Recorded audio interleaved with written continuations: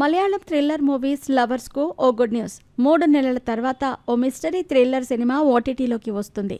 ఈ మూవీ పేరు ఆహా. ఓ డిఫరెంట్ టైటిల్తో వచ్చిన ఈ సినిమాలో సీనియర్ నటుడు దిలీష్ పోతన్ లీడ్ రోల్లో నటించారు. జనవరిలో థియేటర్లలో రిలీజ్ అయిన మూవీ మొత్తానికి ఓటీటీలోకి వస్తుంది. మలయాళం మూవీ ఆహా జనవరి 24న థియేటర్లలో రిలీజ్ అయింది. థియేటర్లలో మంచి రెస్పాన్స్ సంపాదించిన ఈ సినిమా 3 నెలల తర్వాత ఇప్పుడు ఓటీటీలోకి వస్తుంది.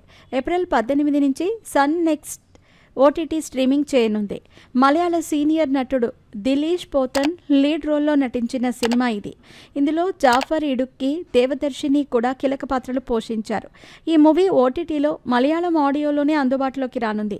అయితే ఇంగ్లీష్ సబ్టైటిల్స్తో చూడొచ్చు. ఆహా మూవీని థామస్ కే సెబాస్టియన్ డైరెక్ట్ చేశాడు.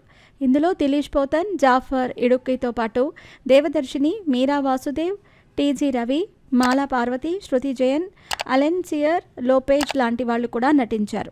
ఈ మూవీలో స్టీఫెన్ దిలీష్ పోతన్ అనే వ్యక్తి చుట్టూ కథ తిరుగుతూ ఉంటుంది. అతడు రోడ్డు నిర్మాణ సూపర్వైజర్.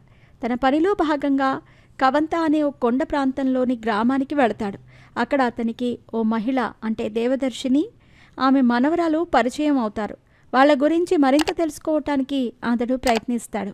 ఈ క్రమంలో స్టీఫెన్కి ఎదురయ్యే అనుభవాలు ఎలాంటివన్నది ఈ సినిమాలో చూడొచ్చు. డైరెక్టర్ అయిన దిలీప్ పోతన్ తర్వాత నటనలోకి అడుగుపెట్టాడు.